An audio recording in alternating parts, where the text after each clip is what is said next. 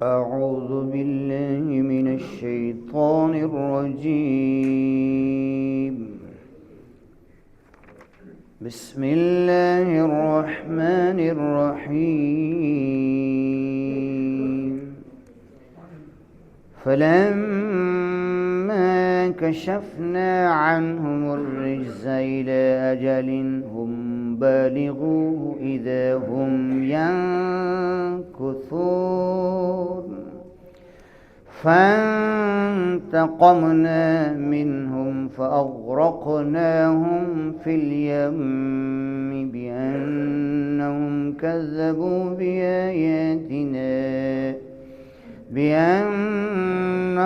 كذبوا بآياتنا وكانوا عنها غافلين.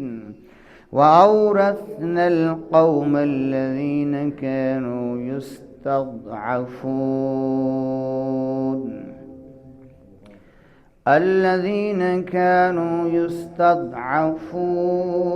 مشارق الأرض ومغاربها التي باركنا فيها وتمت كلمة ربك الحسنى على بني إسرائيل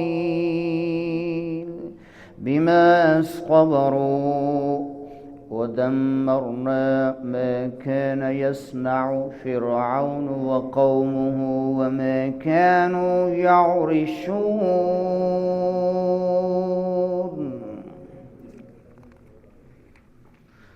پھر جب ہم ان سے عذاب اٹھا لیتے ایک مدت کے لیے جس تک انہیں وہ عذاب پہنچنا ہی ہے،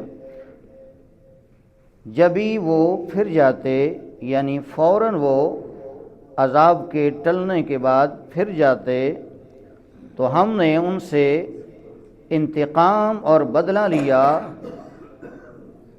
تو انہیں دریا میں ڈبو دیا، اس لیے کہ ہماری آیتیں جھٹلاتے تھے اور ان سے بے خبر تھے اور غافل تھے، اور ہم نے اس قوم کو یعنی بنی اسرائیل کو جو دبا لی گئی تھی اس زمین میں پورب یعنی مشرق، پچھم یعنی مغرب کا وارث کیا، جس میں ہم نے برکتیں رکھی تھیں، اور تیرے رب کا اچھا وعدہ بنی اسرائیل پر پورا ہوا، بدلہ ان کے صبر کا، اور ہم نے برباد کر کے رکھ دیا جو کچھ فرعون اور اس کی قوم بناتی تھی، اور جو چنائیاں اٹھاتے یعنی عمارتیں تعمیر کرتے تھے اس کو بھی ہم نے برباد کر کے رکھ دیا۔ معزز سامعین کرام، یہ سورہ اعراف کی آیت نمبر 135 سے لے کر 137 تک کی تلاوت کرنے کا شرف حاصل کیا۔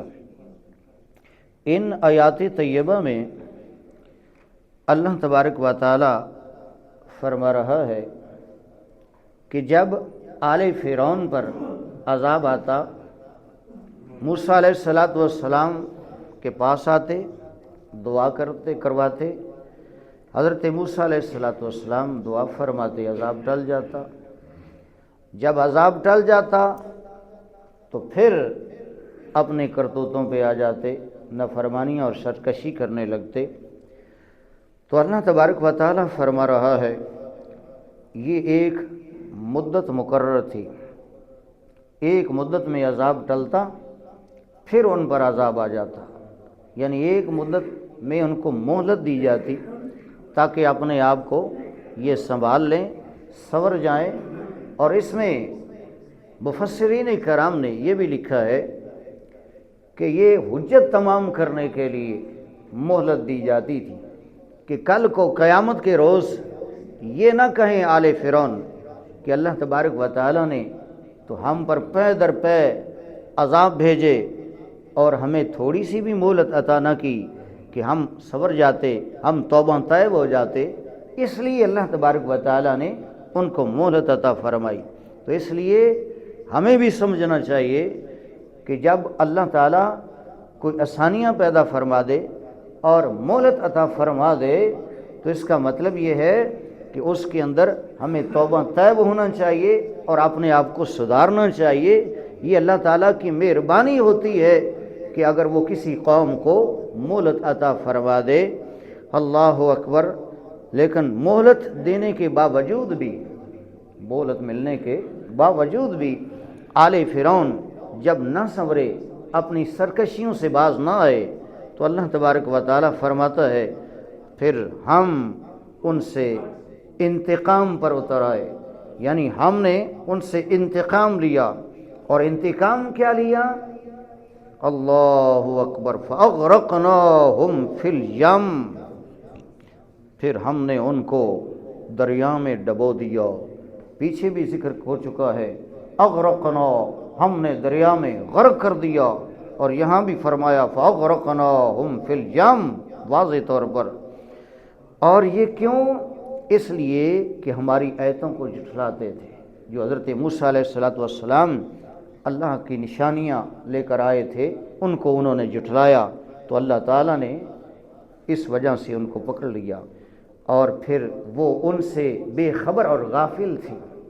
بجائے اس کے کہ وہ غور و فکر کرتے، ان نشانیوں کو اور معجزات کو دیکھ کر راہ راست پہ آتے کہ اللہ کا نبی ہے، ہمیں ایمان لانا چاہیے، لیکن وہ اس سے بے خبر اور غافل ہو گئے۔ جب غافل ہو گئے تو اللہ نے ان کو پھر پکڑ لیا۔ اور یہ واقعہ دریا میں غرق کرنے کا اور ڈبونے کا یہ دیگر مقامات پر بھی قرآن مجید میں ذکر کیا گیا ہے، انشاءاللہ کبھی تفصیل بیان کروں گا۔ اور اس کے بعد کیا ہوا؟ آل فرعون اور فرعون کو دریا میں، دریا سے مراد دریائے نیل ہے، اس میں ڈبو دیا۔ وہ تو غرق ہو گئے، ختم ہو گئے آل فرعون۔ اب بچے بنی اسرائیل والے، حضرت موسیٰ علیہ السلام کی قوم۔ تو اللہ فرماتا ہے وَأَوْرَثْنَا الْقَوْمَ الَّذِينَ كَانُوا يُسْتَضْعَفُونَ، فرمایا پھر ہم نے اس قوم کو جو کمزور سمجھی جاتی تھی، کیونکہ آل فرعون بنی اسرائیل کو کمزور سمجھتے تھے، ساری زندگی تو ان کو غلام بنائے رکھا۔